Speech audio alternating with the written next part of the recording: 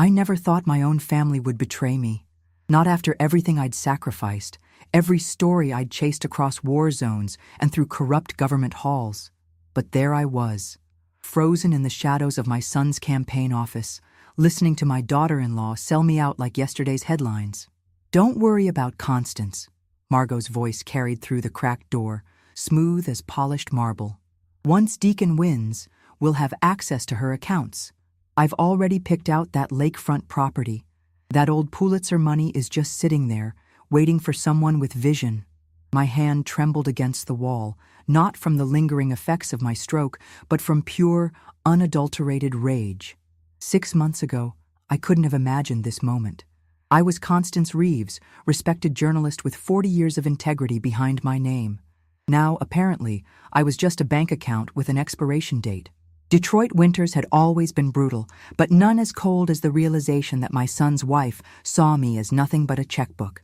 I pulled my scarf tighter around my neck and backed away silently, decades of investigative instincts kicking in. Document everything, find evidence, follow the money. The very skills that had earned me that Pulitzer were about to save what remained of my life. I'd spent my career bringing down corrupt politicians and businessmen who thought themselves untouchable. I never imagined I'd need to use those skills against my own family. But if there's one thing I'd learned in 72 years on this earth, it's that betrayal doesn't discriminate based on blood. The drive home that evening felt surreal. Snowflakes danced in my headlights as I navigated the familiar roads of Winchester, Michigan, the small town I'd reluctantly retired to after my stroke 3 years ago. My doctor had called it a minor event, but the newspaper called it career ending. I'd fought it, of course. Constance Reeves didn't go quietly. But when your words occasionally scramble mid-sentence and your right hand develops a slight tremor, even the most sympathetic editor has to make decisions. My modest Victorian home appeared through the snowy haze, its windows glowing warmly against the darkness. I'd bought it with Howard's life insurance after he died, needing a fresh start away from our Detroit apartment filled with memories of our 40-year marriage. It was supposed to be my sanctuary. Now it felt like just another asset Margot was tallying. Inside, I headed straight for my office. Not the formal one downstairs where I sometimes met with former colleagues, but my real workspace in the converted attic. Papers covered every surface. Sticky notes created a chaotic rainbow against the walls. Old habits die hard. I'd been tracking inconsistencies in Deacon's campaign finances for weeks, my journalistic instincts buzzing despite my attempts to ignore them. I didn't want to believe my son could be involved in anything unethical, but Margot's influence had changed him in ways that frightened me. I picked up a notepad and wrote the date at the top, then detailed everything I'd overheard, my hand steadier than it had been in months. Anger, it seemed, was quite the medicine. My phone rang, displaying Zora's name, my granddaughter, the one bright light in this darkening family drama. "Gran, are you coming to the rally tomorrow?" Her voice held the passionate energy that reminded me so much of myself at 17. "Dad's giving his big speech on educational reform." "I wouldn't miss it," I said, trying to keep my voice neutral. "How's that article coming for the school paper?" "Almost done. I'm exposing the administration's misuse of funds meant for arts programs." Pride swelled in my chest. She was following in my footsteps, fearless and principled. "Just make sure all your sources are verifiable," I advised automatically. "I learned from the best," she replied. "Gran, are you okay? You sound tired." I hesitated. Zora worshipped her father despite his growing political ambition, and while she and Margot often clashed, I couldn't burden her with what I'd discovered. Not yet. Just the usual evening fatigue, sweetheart. Nothing to worry about. After we hung up, I pulled out my laptop and logged into my banking portal. Everything seemed normal, but for how long? Margot's words echoed in my mind. I needed to protect myself, and quickly. The next morning, I made 2 calls. The first was to Imani Washington, my oldest friend and confidant. We'd met during the Detroit riots in 1967. She was a young law student documenting police brutality, and I was a fledgling reporter hungry for the truth. 5 decades later, she was a retired constitutional law professor with connections throughout the Michigan legal system. "Connie, you need a lawyer," she said after I recounted what I'd overheard. Not just any lawyer. You need someone who specializes in elder law and estate planning. I'm not some helpless old woman, I snapped, the words bitter on my tongue. No, you're a smart woman who knows the value of preparation, Imani countered. This isn't about age. It's about protecting what's yours from people who think they deserve it more than you do. My second call was to Lowell Freeman. Calling him felt like admitting defeat, but desperate times called for desperate measures. For 20 years, we'd been rivals chasing the same stories across Michigan and beyond, each determined to outdo the other. His Detroit Chronicle against my Michigan Herald. When his paper bought out mine 10 years ago, I'd taken it as a personal affront. But he'd kept my column, respecting my voice even when we disagreed. Then, after my stroke, he'd been the one to fight the hardest to keep me on staff, offering me feature pieces that could accommodate my slower writing pace. I'd declined out of pride. Now I needed his help. Constance Reeves, his gruff voice answered after 3 rings. Hell must have frozen over. Save the commentary, Lowell. I need information. He chuckled. Some things never change. What's the story? I hesitated. It's personal and confidential. A pause. Your son's campaign? My breath caught. How did you... I may be semi-retired, but I still know dirty money when I see it. Your daughter-in-law has been meeting with some questionable donors. I've had a junior reporter keeping tabs, but we don't have enough for a story yet. The confirmation made my stomach turn. I need documentation, Lowell. Bank transfers, meeting records, anything you can get me. This isn't just another corruption story, Connie. This is your family. Are you sure you want to pull this thread? I closed my eyes, seeing Margot's perfectly poised face as she stood beside Deacon at campaign events, her hand possessively on his arm. I thought of how my son had changed, from the compassionate teacher who'd married his college sweetheart to this power-hungry stranger who rarely called unless he needed something. Campaign donations, babysitting for Zora, my presence at fundraisers to lend credibility. I've spent my life exposing the truth, Lowell. I'm not stopping now, especially when it matters most. That afternoon, I attended Deacon's rally at the Winchester Community Center. The room buzzed with local supporters, campaign volunteers in blue shirts distributing flyers. I spotted Zora near the stage, her dark curls pulled back as she helped arrange chairs. She waved when she saw me, breaking away to give me a quick hug. Gran, you made it. Dad's been asking if you were coming. Wouldn't miss it, I said, patting her cheek. Deacon was working the crowd, his campaign smile firmly in place. At 46, he had Howard's height and my determination. But lately, there was something calculated in his eyes that belonged to neither of us. Margot stood nearby, elegant in a tailored blue suit that probably cost more than most attendees made in a month. When she spotted me, her smile tightened imperceptibly. Constance, she greeted, air-kissing near my cheek. We weren't sure you'd make it. How's the arthritis today? I didn't have arthritis. She knew that. It was one of her subtle tactics, inventing ailments to make me seem frailer than I was. Never better, I replied smoothly. Though my memory is sharp as ever, I recall every conversation quite clearly these days. Something flickered in her eyes, uncertainty, perhaps even fear, before her political mask slipped back into place. Wonderful. We value your support so much. The campaign donors are particularly impressed by your journalistic legacy. I'm sure they are, I said, watching her carefully. Integrity is such a rare commodity these days. Before she could respond, Deacon spotted us and came over, throwing an arm around my shoulders. Mom, you're looking good. His campaign voice, slightly louder than necessary. Are you staying for the whole speech? I'm announcing my education initiative. I'll be right in the front row, I promised, searching his face for the son I raised. Was he aware of what Margot was planning? Was he complicit? The speech was typical political fare, promises of reform, anecdotes about struggling teachers, commitments to the future of Michigan's children. Once, this would have made me proud. Deacon had been a dedicated high school history teacher before Margot convinced him his real calling was politics. Now, watching him perform, I wondered if he remembered the idealistic young man who had once vowed never to become one of those talking heads who promise everything and deliver nothing. Afterward, as supporters crowded around to shake his hand, I slipped out early. I had work to do. The next morning, I met with Bernard Klein, an elder law attorney Imani had recommended. His office was in Ann Arbor, far enough from Winchester that I wouldn't run into anyone who might report back to Deacon or Margot. "Ms. Reeves, your situation isn't uncommon," he said, after I explained my concerns. "Unfortunately, financial elder abuse often comes from family members who feel entitled to assets." "I'm not being abused," I said sharply. "I'm being targeted. There's a difference." He nodded, unperturbed by my correction. "You're right, and you're wise to take preventative action.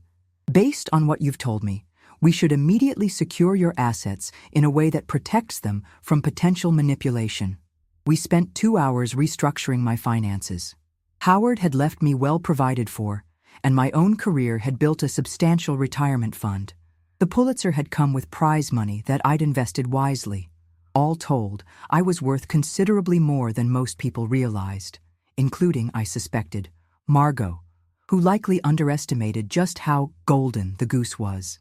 "We'll establish an irrevocable trust," Bernard explained. "Unlike a revocable trust, once it's created, even you can't change it without meeting specific conditions. This means no one can force or manipulate you into modifying it, not even if they try to declare me incompetent." The question hurt to ask, but I had to know. "The trust will include provisions specifically addressing that possibility. Additionally, we'll create a durable power of attorney for healthcare and finances, but instead of naming your son or daughter-in-law, we'll appoint someone you trust implicitly." Imani's name went on those documents. For financial oversight, I surprised myself by naming Lowell as a secondary agent. Old rivalries seemed insignificant in the face of current betrayals.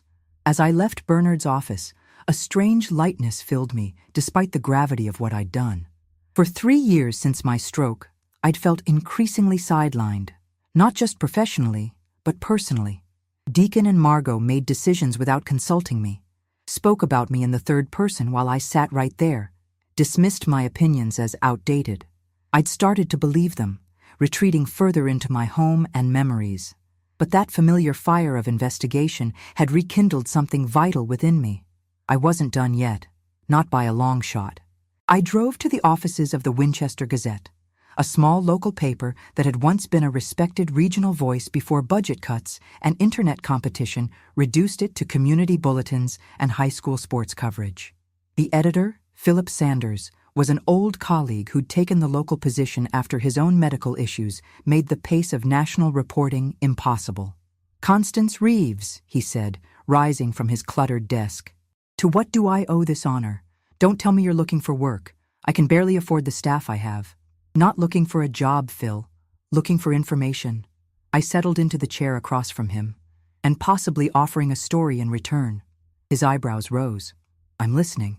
What do you know about my son's campaign finances?" Phil's expression shifted, caution replacing curiosity. "Deacon's popular around here. People are excited about having a local boy potentially in the state senate." "That's not what I asked." He sighed, running a hand through his thinning hair. "There are rumors. Money appearing from nowhere. Consultants being paid well above market rate. Companies suddenly receiving county contracts after making donations." My heart sank, though I'd expected as much. "I need proof, Phil. Records, sources, paper trails. Why would I give that to a mother to use against her son? Because I'm not just a mother. I'm Constance Reeves, and if there's corruption happening, the people deserve to know, regardless of who's involved." He studied me for a long moment. "What's the story you're offering in return?" I leaned forward. "An exclusive on campaign finance corruption in the state senate race, written by Pulitzer Prize winner Constance Reeves. First-hand account of how far some people will go for power, even selling out their own family." Phil whistled low. "That would sell papers." He hesitated. "But Connie, are you sure? This could destroy your relationship with Deacon." I thought of Margot's voice, cold and calculating as she planned to use my money to buy herself a lakefront mansion. I thought of Deacon's increasingly rare calls, his dismissive tone when I questioned campaign decisions, the way he'd begun to treat me as a campaign prop rather than his mother. "I think that relationship is already on life support, Phil. And sometimes, the kindest thing to do is pull the plug." As I drove home through the early winter darkness, snow beginning to fall in thick, lazy flakes, I felt a sense of purpose I hadn't experienced since before my stroke. The road ahead would be difficult. I might lose my son forever, but I'd spent my life pursuing truth and justice, even when it cost me personally. I wouldn't stop now, not when the stakes were highest. Let Margot think I was just a frail old woman with a fortune ripe for picking. Let her believe my silence was surrender. She had no idea who she was dealing with. Constance Reeves had spent a lifetime bringing down powerful men who thought themselves untouchable. My own daughter-in-law would soon discover she was no exception. And that mansion she planned to buy with my gold? I'd make sure she ended up homeless instead. For 3 days, I gathered evidence. The journalist in me knew that emotions without facts were just accusations. And accusations without proof would make me look like exactly what Margot wanted everyone to believe. A confused old woman with failing faculties. The snow continued to fall heavily over Winchester, blanketing the small town in pristine white that hid all manner of sins beneath. I'd always loved winter for this quality, the stark contrast of truth against deception, black ink on white paper, facts against lies. My dining room table became command central, covered with financial records, campaign finance reports, and notes from my conversations with Phil Sanders. Lowell had come through as well, sending over a manila envelope with his junior reporter's findings. Photographs of Margot meeting with developers, transcripts of conversations about property deals contingent on zoning changes that would require political influence, copies of checks with suspiciously round numbers written to shell companies. I was halfway through organizing this evidence when my doorbell rang. Through the frosted glass, I recognized Zora's silhouette. Hastily, I gathered the papers into a folder and tucked it into my desk drawer before answering. "Gran!" She burst in with the energy of youth, cheeks flushed from cold. "I've been calling you all morning. Didn't you hear your phone?" I hadn't, too absorbed in my investigation. "Sorry, sweetheart, I was upstairs." Her eyes darted around the living room, taking in the coffee cups and scattered newspapers. "Are you working on something? You've got that look you used to get when you were chasing a big story." Too perceptive by half, this girl. "Just organizing some old research files. What brings you by on a school day?" "Half day. Teacher conferences." She unwound her scarf, revealing a campaign button pinned to her sweater, Reeves for Senate. The sight of it made my stomach clench. "Actually, I came to ask you something." We moved to the kitchen, where I put the kettle on for tea, a ritual we'd shared since she was old enough to hold a cup. Zora perched on a stool at the counter, her fingers drumming a nervous pattern. "What's on your mind?" I prompted, setting 2 mugs down. "It's about Dad's campaign." She hesitated. "Something weird happened yesterday." My journalist's instincts snapped to attention, but I kept my expression neutral. "Oh?" I was helping organize donor files at headquarters, and I found this folder marked Lake Michigan Initiative. Inside were plans for this massive lakefront development. Luxury homes, a private marina, retail space. It had all these investment projections and a list of pre-approved buyers. The kettle whistled. I poured water over the tea bags, giving myself a moment to process this information. "Sounds like a standard development project. Your father's always been interested in economic growth." That's what I thought too.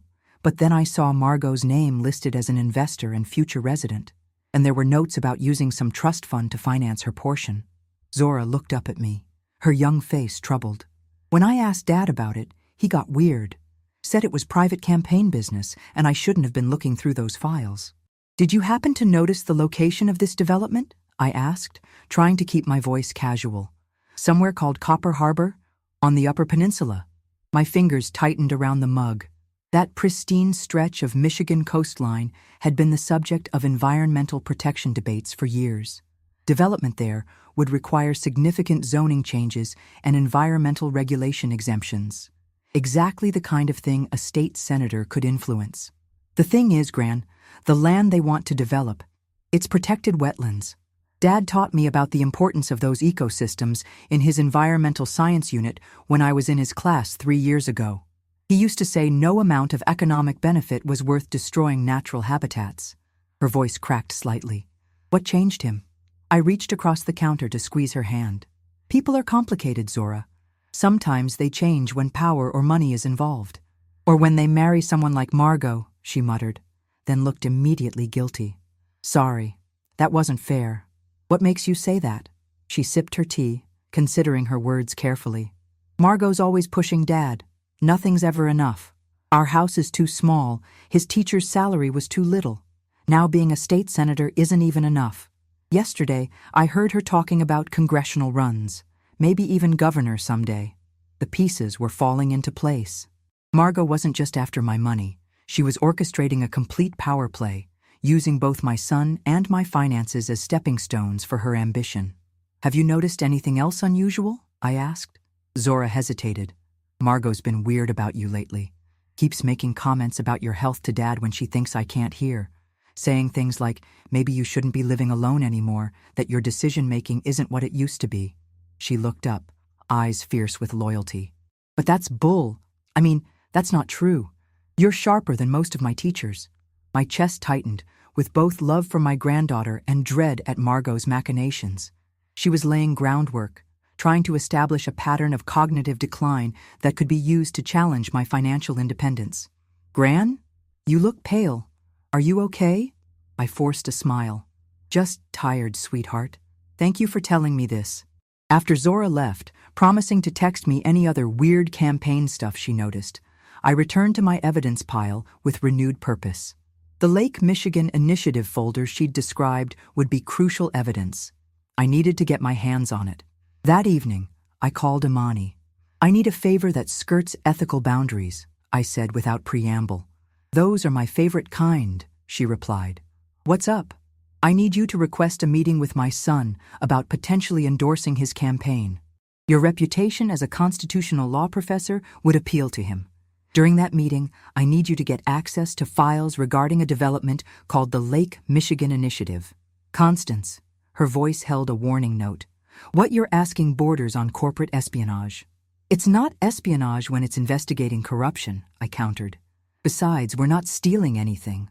Just confirming the existence of documents that suggest a state Senate candidate is planning to use his position to benefit from environmentally destructive development, potentially using misappropriated funds. Her sigh carried decades of friendship and exasperation. You never did know when to stop pushing. That's why I won a Pulitzer. It's also why you had a stroke. The words landed like a slap, but I knew she spoke from love. Fine, I'll see what I can do. But Connie, be careful. If Margot is as calculating as you say, pushing her into a corner could be dangerous. I've faced down corrupt officials and corporate criminals. I can handle one ambitious daughter-in-law. This is different. Those people weren't sharing holiday dinners with you. After hanging up, I sat in my darkened living room, watching snow fall past the streetlights. Imani was right. This was different. More personal, more painful, but also more necessary. My phone buzzed with a text from Lowell. Found something big. Need to meet in person. Tomorrow, 2 p.m., Riverside Park bench. The old-school cloak and dagger approach made me smile despite everything. Some habits never die. The next day brought clear skies but bitter cold. I dressed in layers, my warmest coat, and drove to Riverside Park. The snow-covered landscape was nearly deserted, too cold for casual visitors. Lowell was already there, his tall figure unmistakable on the bench overlooking the frozen river. This better be good, I said, sitting beside him.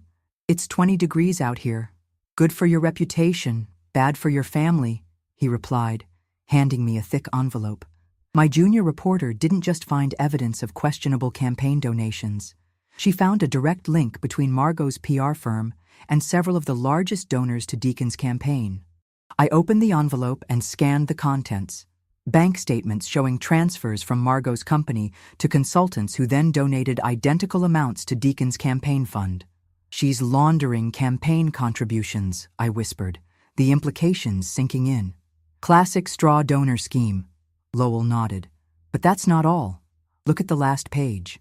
I flipped to it, finding a photocopy of a trust document. My trust document, the one I'd established through my late husband's law firm 15 years ago. Where did you get this? My voice was barely audible. Margot requested a copy from the firm last month, used campaign letterhead to make it look official. Junior caught it because she was tracking all correspondence related to campaign finances. My fingers trembled, not from cold or the lingering effects of my stroke, but from a visceral sense of violation.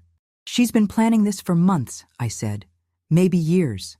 The question is, Lowell shifted to face me, his weathered face serious, what are you going to do about it? Exactly what I've always done. Follow the evidence and publish the truth. His eyebrows rose. You'd really expose your own son's campaign? This could end his political career before it begins. Hell, depending on how involved he is, it could lead to criminal charges. The thought made me sick, but I squared my shoulders. If he's knowingly involved in corruption, he deserves the consequences. If he's being manipulated by Margot, then this might be the wake-up call he needs. There's a third possibility, Lowell said quietly, that he knows exactly what's happening and doesn't care. That power has changed him fundamentally.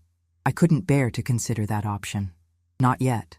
I need to talk to him first, I decided. Without Margot present, give him a chance to explain. Lowell's expression suggested he thought I was being naive, but he nodded. Be careful, Connie, and record everything, for your protection.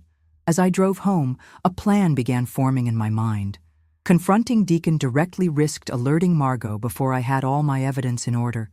I needed a different approach. The opportunity came sooner than expected. That evening, Deacon called. Mom, can you watch Zora tomorrow night? Margot and I have a fundraising dinner with the County Business Association. Of course, I agreed, perhaps too quickly. Happy to help. Great, we'll drop her off around 6. He paused. How are you feeling? Margot mentioned you seemed a bit confused at the rally last week. My jaw clenched. Did she? I don't recall any confusion on my part. She said you were making strange comments about remembering conversations clearly. Seemed paranoid. I nearly laughed at the transparent attempt to establish a pattern of mental decline. The only thing I'm confused about is why my daughter-in-law would misrepresent a perfectly normal conversation. Mom, his voice took on that patronizing tone I'd grown to hate. No one is misrepresenting anything. We're just concerned. You've been through a lot, and at my age, I can still recognize gaslighting when I hear it, I interrupted sharply. I'll see you tomorrow at 6. I hung up before he could respond, my hands shaking with anger. The conversation confirmed my suspicions. Margot was actively working to undermine my credibility, and Deacon was either complicit or blind. The next evening, they arrived precisely at 6. Zora bounded in with her backpack full of homework and art supplies, while Deacon and Margot lingered in the entryway. Margot was resplendent in a designer dress, diamonds glittering at her throat, paid for, no doubt, by campaign funds or my son's depleted savings. We shouldn't be too late, Deacon said, checking his watch. 10 or 11 at the latest. Take your time, I smiled. Zora and I always find ways to entertain ourselves. Margot's eyes swept over my living room, assessing. Your house is looking a bit cluttered, Constance. If you're finding it hard to keep up with things, we could help you hire a service. How thoughtful, I replied. But I prefer my papers where I can find them. A journalist's organized chaos. Former journalist, she corrected with a tight smile. Though I'm sure those were exciting days. We're making new history now with Deacon's campaign. Speaking of which, I turned to my son. I'd love to hear more about your environmental policy positions, particularly regarding development in protected areas like Copper Harbor. Deacon's expression flickered. Surprise, then wariness. That's a complex issue. We can discuss it another time. Of course, I said pleasantly. I'm particularly interested in the Lake Michigan initiative. It sounds like quite an ambitious project. Margot's face paled slightly before she recovered her composure. Where did you hear about that? Oh, I still have friends in development circles. People talk. I waved a hand dismissively. It sounds like a wonderful investment opportunity. The tension in the room thickened. Deacon checked his watch again. We should go. We're going to be late. Yes, don't keep your donors waiting, I smiled. I imagine they're quite eager to discuss future opportunities. After they left, Zora emerged from her bedroom where she'd been texting friends. Are they gone? Yes, just us now. She flopped onto the couch. Thank God. Margot was being extra fake tonight. That sugary voice she uses makes my teeth hurt.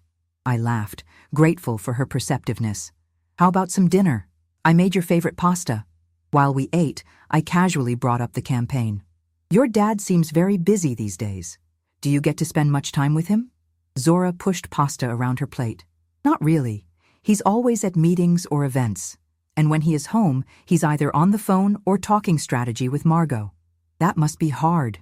She shrugged, attempting teenage nonchalance, but I saw the hurt beneath.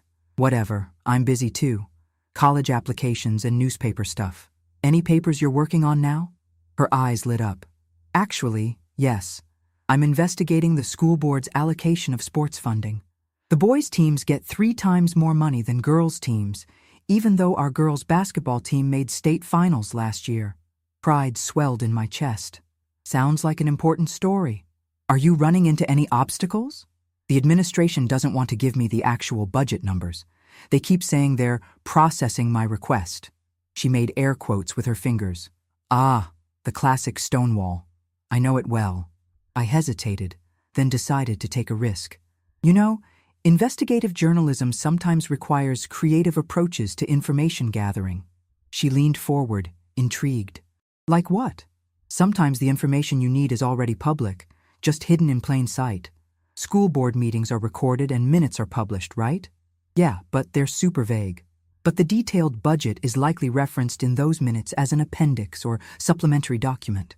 Those documents are public record, even if they're not prominently displayed.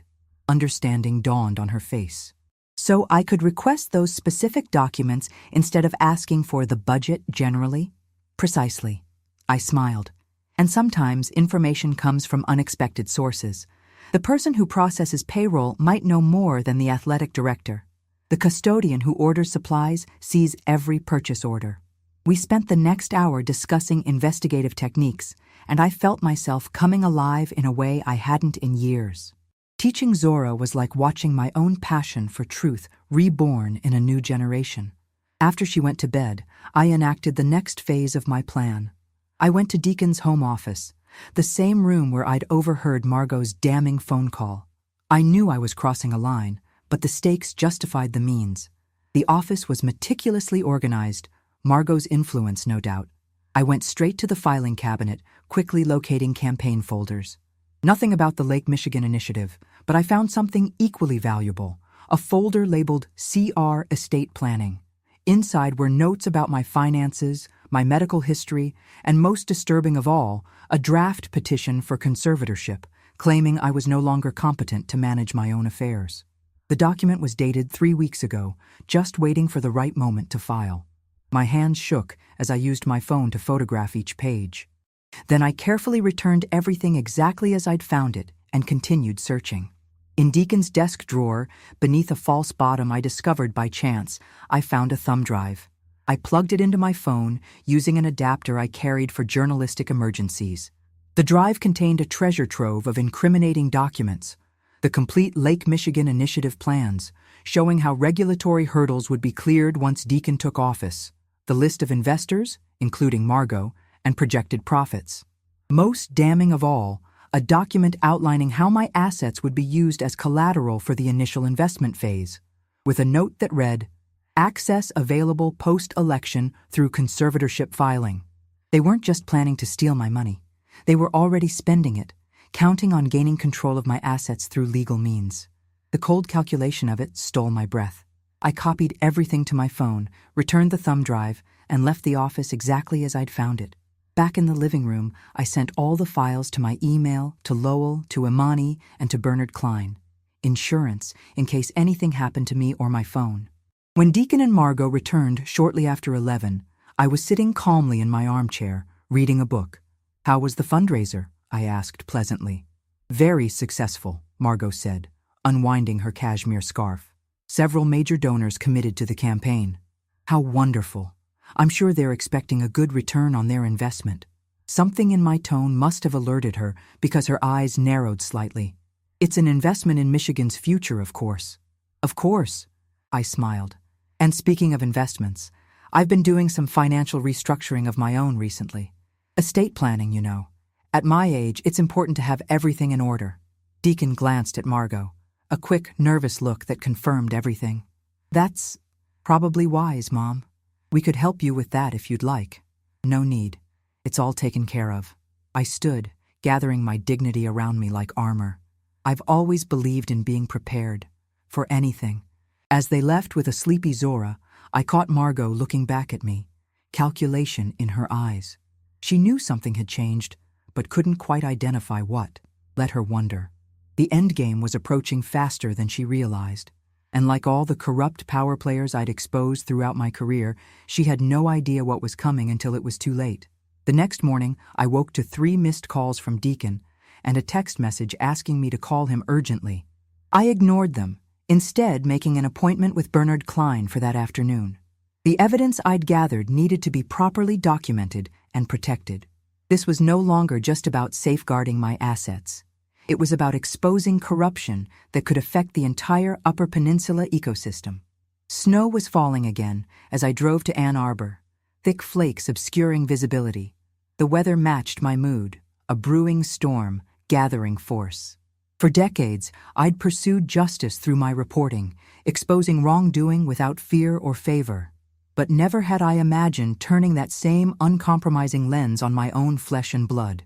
Bernard's expression grew increasingly grave as I laid out the evidence I'd gathered.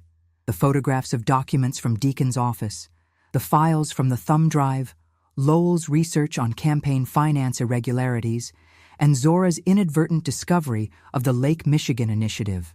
"This is extremely serious," he said finally, removing his glasses to rub the bridge of his nose. "The campaign finance violations alone could trigger a federal investigation.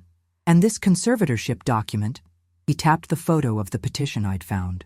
"This demonstrates clear intent to exploit legal mechanisms designed to protect vulnerable seniors." "I'm not a vulnerable senior," I reminded him sharply. "No, you're not, but they're building a case to portray you as one." He replaced his glasses, his expression somber. "Ms. Reeves, I must ask, are you prepared for what happens next? Taking legal action against your son and daughter-in-law would have permanent repercussions for your family." I gazed out his office window at the snow-blanketed university campus below. Students hurried along the paths, young lives untouched by the kind of betrayal I was facing. For a moment, I allowed myself to remember Deacon as a boy, bright, compassionate, with a fierce sense of justice that had once made me so proud. Where had that boy gone? "The truth has always been my North Star," I said finally. "I can't abandon it now, even when it hurts." Bernard nodded, understanding in his eyes. "Then we need to move quickly. Based on these documents, I believe they're planning to file for conservatorship within weeks, possibly days. We need to preemptively secure your assets and prepare countermeasures." We spent the next 3 hours executing a comprehensive plan. The trust I'd already established was reinforced with additional protections. Bernard filed emergency motions to block any conservatorship attempts.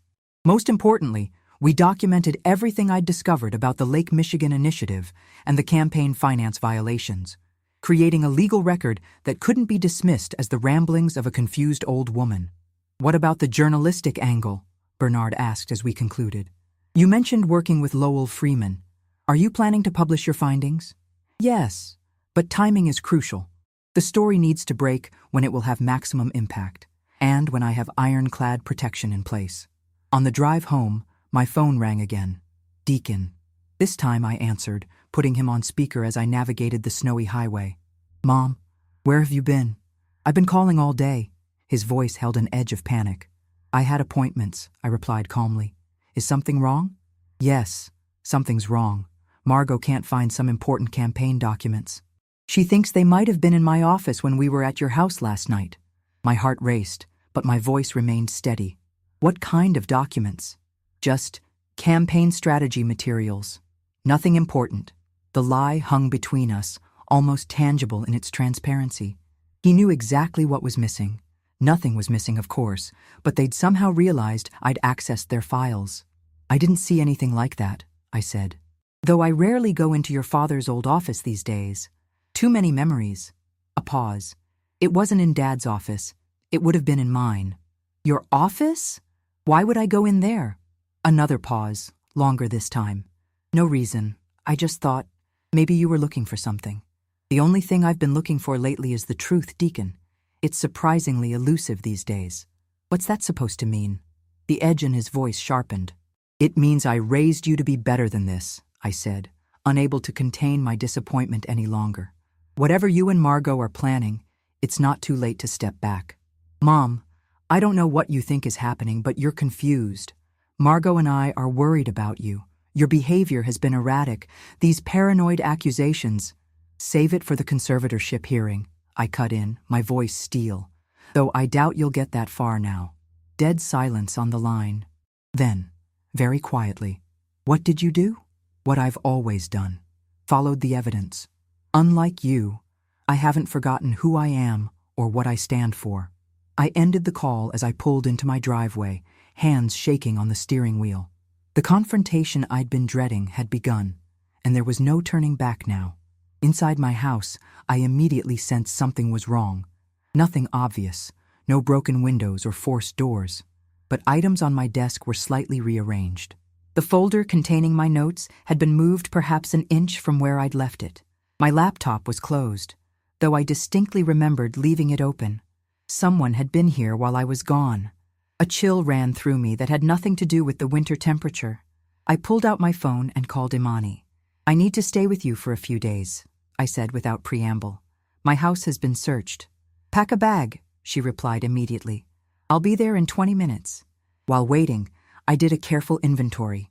My physical notes were still present, though clearly examined.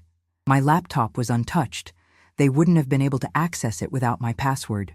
The thumb drive containing copies of the evidence was safe, hidden inside a hollowed-out book in my bedroom, an old journalist's trick from countries where press freedom wasn't guaranteed. Most telling of all, the trail of exposed filing tabs I'd deliberately set as a trap, something I'd learned from an intelligence officer I'd interviewed decades ago, had been disrupted. Someone had definitely gone through my files. When Imani arrived, her normally composed face was tight with concern. Are you sure you weren't just being paranoid? Maybe you moved things yourself? 45 years of investigative reporting teaches you to trust your instincts, I replied, grabbing my hastily packed suitcase. Someone was here, looking for what I found in Deacon's office. Her Georgetown townhouse was warm and welcoming, filled with books and art from her many international travels. She settled me in her guest room, then poured us both generous glasses of red wine. Tell me everything, she said, curling into her favorite armchair. I recounted the day's events, from my meeting with Bernard, to the confrontational call with Deacon, to the evidence of the search. They're panicking, Imani observed, which means they know you have something damaging. But they don't know how much, I replied. They can't be sure what I saw or copied, which makes them even more dangerous. She leaned forward, her academic's precision giving way to the fierce protectiveness of a lifelong friend. Connie, you need to go public with this now. Not just the legal filings, the whole story. Once it's in the open, they can't silence it. I'm meeting Lowell tomorrow. We're planning the exposé. I sipped my wine, feeling the weight of what was to come. But Imani, this will destroy Deacon's career. Possibly send him to prison if he's complicit in the campaign finance fraud. And if he's innocent? Just manipulated by Margot? I shook my head sadly. The evidence suggests otherwise. The conservatorship petition was in his handwriting. His signature is on the Lake Michigan initiative documents. Then he's made his choice, she said softly, just as you must make yours. That night I barely slept, tormented by memories of Deacon as a child, his small hand in mine as we marched in protests for press freedom, his proud face when he told me he wanted to be a teacher to make a difference like you do, Mom. How had that idealistic boy become the man who would try to declare his own mother incompetent for financial gain? Morning brought another complication. A text from Zora. Something weird is happening. Dad and Margot fighting about you. Overheard Margot say, she knows too much, and Dad say, we can still fix this. What's going on? I stared at the message, heart pounding. The situation was escalating faster than I'd anticipated. Zora was now caught in the middle, and I needed to protect her. Everything's fine, sweetie. Grown-up disagreements. Can you meet me after school? The coffee shop on Elm. Her reply came instantly. Sounds serious. I'll be there. Lowell was already waiting when I arrived at his office in downtown Winchester, a converted warehouse space where he ran what remained of the region's independent journalism. His face was grim. They've filed the conservatorship petition, he said without preamble, sliding a document across his desk. My court contact sent this over an hour ago. I stared at the legal filing, dated yesterday, but clearly prepared weeks ago. The language was clinical, devastating, showing signs of cognitive decline, paranoid accusations, inability to manage financial affairs, potential danger to herself. They must have expedited this after your phone call, Lowell observed. They're trying to discredit you before you can expose them. My hands clenched into fists. They're too late. How soon can we publish? The story's ready.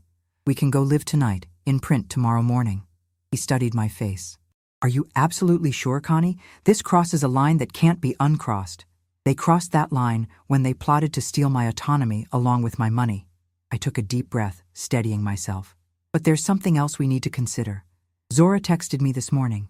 She's overheard things. She's meeting me later today. Lowell's expression softened. The girl's caught in an impossible situation. I need to tell her the truth before she reads it in your paper. She deserves that much. Agreed. And Connie? He reached across the desk to clasp my hand briefly. Whatever happens, you've done the right thing. The hard thing, but the right one. From Lowell's office, I went directly to meet Bernard Klein at the county courthouse. The conservatorship petition required an immediate response, and we filed our counter-motions along with evidence of the broader conspiracy. The clerk's eyes widened as she processed our paperwork, clearly recognizing the names involved. Small-town gossip would spread this news faster than any newspaper. By 3 o'clock, I was seated in the back corner of Elm Street Coffee, watching the door for Zora. The cafe was busy with after-school students, their voices creating a privacy-protecting hum of background noise. Zora arrived punctually, spotting me immediately. Even across the room, I could see the worry etched on her young face. She ordered a drink at the counter, then made her way to my table, sliding into the chair across from me. Gran, what's going on? Dad's been acting super weird, and Margot looks like she's about to explode. She leaned forward, lowering her voice. Are you in some kind of trouble? I reached across the table to take her hand. Not trouble exactly, but I've discovered something serious about your father's campaign, and about Margot's plans. Her expression grew still, a maturity beyond her 17 years settling over her features. This is about that Lake Michigan project, isn't it? And something to do with your money? Yes. I hesitated, then decided she deserved the unvarnished truth. Margot has been planning to gain control of my assets through a conservatorship, a legal process claiming I'm no longer competent to manage my own affairs. They filed the petition yesterday. Zora's face paled. That's crazy. You're the most competent person I know. It gets worse. The campaign is involved in finance violations, essentially laundering money through Margot's PR firm. And the Lake Michigan initiative you discovered is a development project that would destroy protected wetlands. Your father and Margot are key investors, planning to use my money to finance their portion once they gain control of it. Her eyes filled with tears. Dad wouldn't do that. He taught us about environmental protection. He used to take me birdwatching in wetlands just like those. The pain in her voice broke my heart. People change, Zora. Power and money can corrupt even the best intentions. What are you going to do? I took a deep breath. I've already done it. The evidence has been submitted to the court to fight the conservatorship petition. And tomorrow morning, the Winchester Gazette will publish an exposé on the campaign finance violations and the development scheme. Her hand jerked away from mine. You're going to publicly expose Dad? Destroy his campaign? His reputation? His actions have done that, I said gently. I'm just bringing the truth to light. It's what I've always done. But he's your son. Her voice rose slightly, drawing glances from nearby tables. She lowered it again, leaning closer. And he's my dad. Do you know what this will do to my life? To our family? The anguish in her eyes was almost unbearable. I'd been so focused on Margot's betrayal and Deacon's complicity that I hadn't fully considered the collateral damage to Zora. Innocent, yet inextricably caught in the crossfire. I'm sorry, I said, meaning it more than any apology I'd ever offered. If there was another way, there's always another way, she cut in. You could have talked to him privately, given him a chance to explain, to make it right. I tried, Zora. On the phone yesterday. He denied everything, then accused me of being confused and paranoid, the exact language they used in the conservatorship petition. She fell silent, her young face a battlefield of conflicting emotions. Loyalty to her father warring with her innate sense of justice, love for me clashing with the instinct to protect her immediate family. "I need to go," she said finally, standing abruptly. "I need to think. Zora, please, I'll call you later." She grabbed her backpack, then paused. "I love you, Gran, but this is a lot." I watched her leave, her shoulders hunched against more than just the cold. The victory I'd anticipated in exposing the truth suddenly felt hollow. What good was justice if it devastated those I loved most? Back at Imani's house, I paced her living room, second-guessing my decisions. Imani watched me with patient concern, letting me work through my turmoil aloud. Maybe Zora's right. Maybe there was another way, a private confrontation, a chance for Deacon to come clean without public humiliation. And if he denied everything? If Margot convinced him you were just a confused old woman imagining conspiracies? Would you have backed down? Imani challenged. "No," I admitted. "The truth matters too much." "Then stop torturing yourself. You're doing what you've always done, holding power accountable, even when it's painful." She rose, crossing to the window as headlights swept across the front of the house. "Speaking of which, you have visitors." Through the curtains, I saw Deacon's SUV parking at the curb. My breath caught as both he and Margot emerged, their faces grim in the glow of the streetlight. How did they know I was here? "Zora, probably," Imani guessed. "Do you want me to send them away?" I squared my shoulders. "No. I've been avoiding this confrontation too long already." Imani opened the door before they could knock, her tall figure imposing in the doorway. "Deacon, Margot, this is unexpected." "We need to speak with my mother," Deacon said, his voice tight with controlled emotion. "Privately, this is my home," Imani replied coolly. "Nothing happens here without my permission. And Constance doesn't go anywhere alone with you, while there's an active conservatorship petition alleging she's mentally incompetent." Margot stepped forward, her designer coat and perfect makeup a stark contrast to the raw emotion in her voice. "This is a family matter. With all due respect, Professor Washington, you're not family." "I've been family to Constance for 50 years, Imani countered, "which is why I'm not letting you manipulate her in my home." "It's all right, Imani," I said, moving to stand beside her. "Let's hear what they have to say." We moved to the living room, an uncomfortable tableau of forced civility. Deacon and Margot sat stiffly on the sofa, while Imani and I took the armchairs opposite. No one accepted the offer of coffee. "Zora told us you're planning to publish some kind of exposé," Deacon began, his face pale beneath his usual confidence. "About the campaign, about us." "Yes," I confirmed. "Tomorrow morning." "Mom, whatever you think you found, you're misinterpreting it. The Lake Michigan Initiative is a legitimate economic development project." "That would destroy protected wetlands," I interrupted. "The same wetlands you taught Zora about in your environmental science unit. The same ecosystems you once argued were irreplaceable." His jaw tightened. "Things are more complex than they seem. Yes, some land would be repurposed, but the economic benefits would flow primarily to you and Margot," I finished. "Particularly once you gained control of my assets through the conservatorship you filed yesterday." Margot leaned forward, her composure cracking slightly. "That petition was for your own protection. You're not thinking clearly. Breaking into our home, stealing documents. I didn't break in. I was invited to babysit.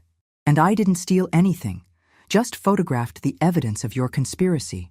I met her gaze steadily. "Including your plans to use my gold to buy yourself a mansion, as you so eloquently put it." Her face flushed. "You misheard. I heard exactly what you said, just as I saw exactly what you wrote in those documents." I turned to my son. "Deacon, I raised you better than this. Your father would be ashamed." The mention of Howard struck home. Deacon flinched as if physically struck. "Leave Dad out of this." "I can't. Everything you're jeopardizing, your integrity, your career, your relationship with your daughter, these were values he helped instill in you. Values you've abandoned for what? Political power? A lakefront property?" "It's not that simple," he protested, but his voice had lost its conviction. "It never is," I acknowledged. "But the fundamental choice is very simple. You can be the man your father and I raised you to be, or you can be the man Margot has shaped you into. You can't be both." Margot stood abruptly. "This is absurd. We came here to reason with you, but clearly that's impossible." You've constructed this elaborate conspiracy theory because you can't accept that your relevance has faded. You were somebody once, but now you're just a bitter old woman who can't let go of the spotlight." Her words were calculated to wound, and they found their mark with surgical precision. But I'd faced down worse in my career: dictators, corrupt officials, corporate criminals who threatened not just my reputation, but my life. Compared to them, Margot was an amateur. "If the story is published," Deacon said quietly, "it will destroy everything: my career, our family's reputation, Zora's last year of high school. You should have considered those consequences before you decided to declare me incompetent and steal my life savings," I replied, my voice steady despite the storm of emotions inside. "Mom, please." For the first time, genuine desperation crept into his voice. "We can fix this. Withdraw the story. We'll drop the conservatorship petition. We'll find another way to finance the development without involving your assets." "So you admit it," I said softly. "Everything I've alleged is true." His silence was confirmation enough.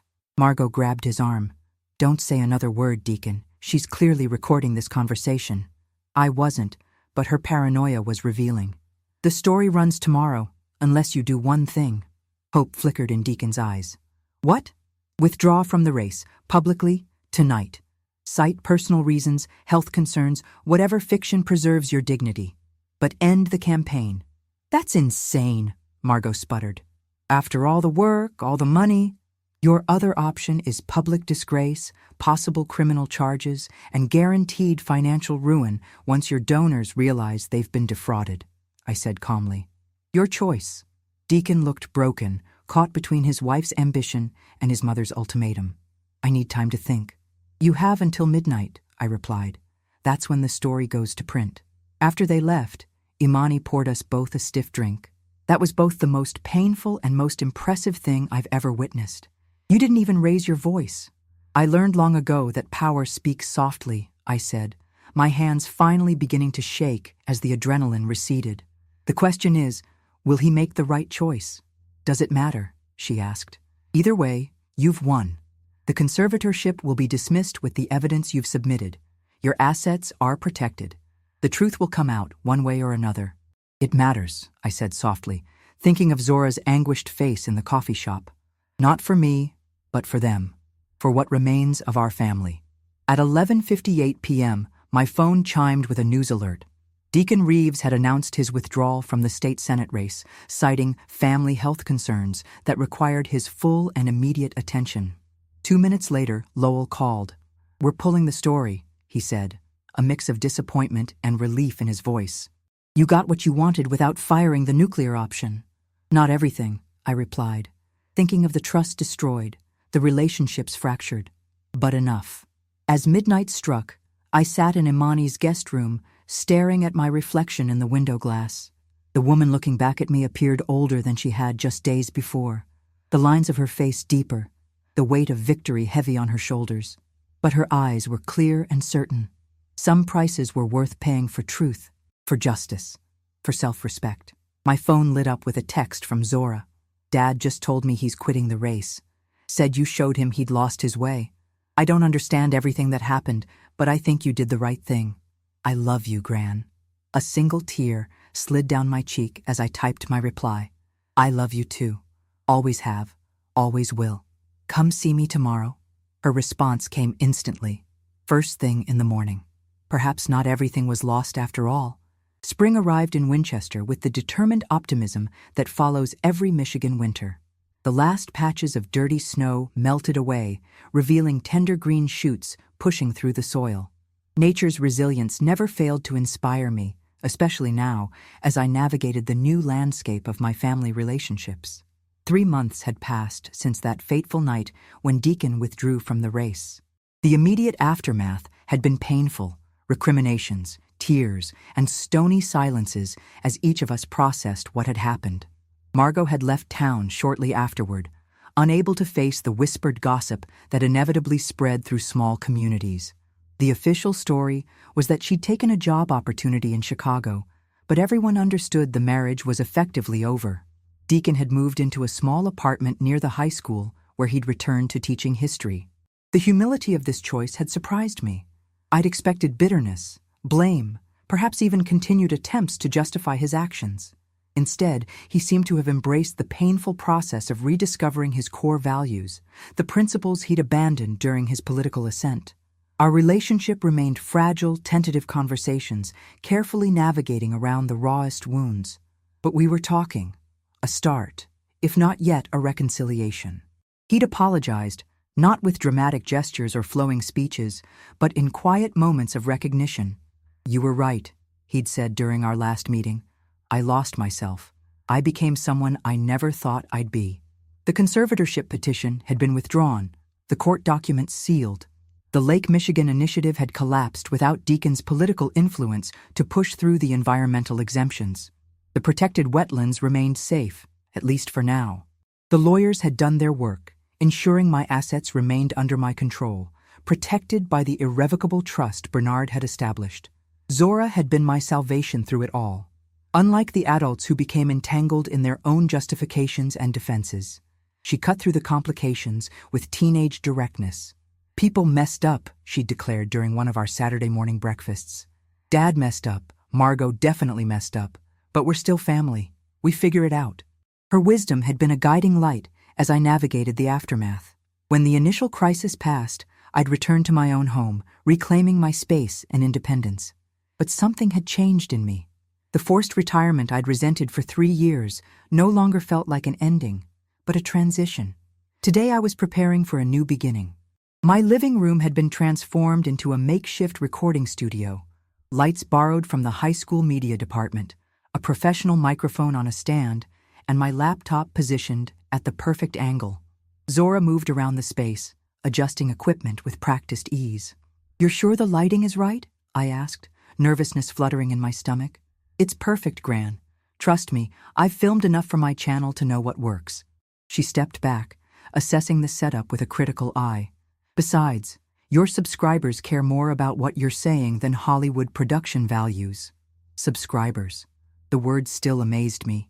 What had started as Zora's suggestion, "You should start a YouTube channel about investigative journalism, Gran," had blossomed into something unexpected.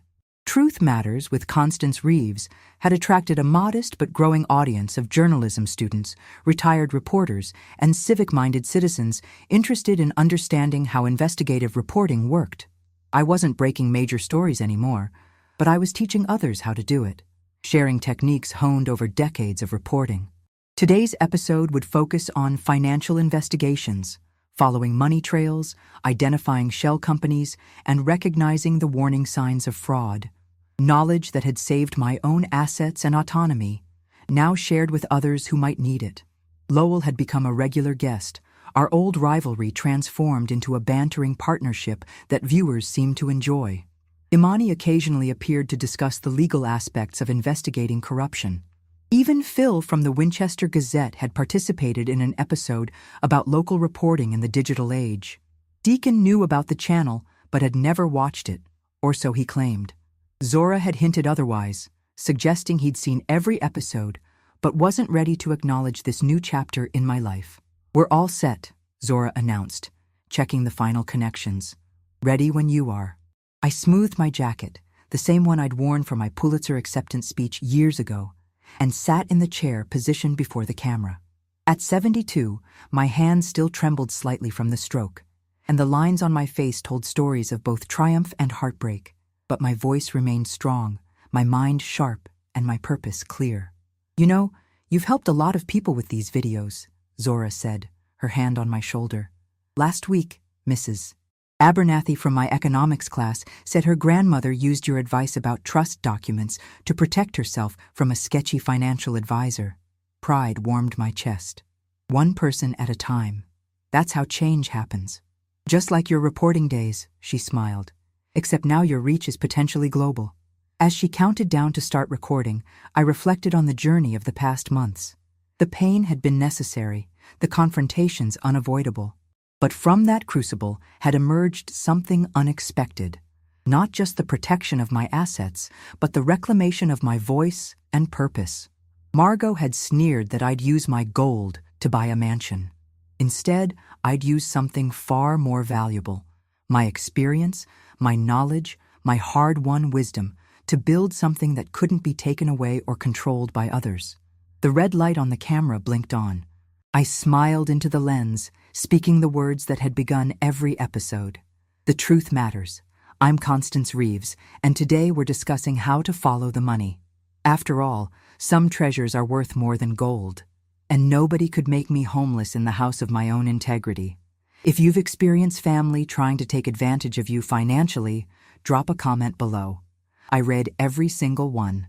And don't forget to subscribe for more stories and advice on protecting what's rightfully yours. The truth is your greatest weapon, and I'm here to help you wield it.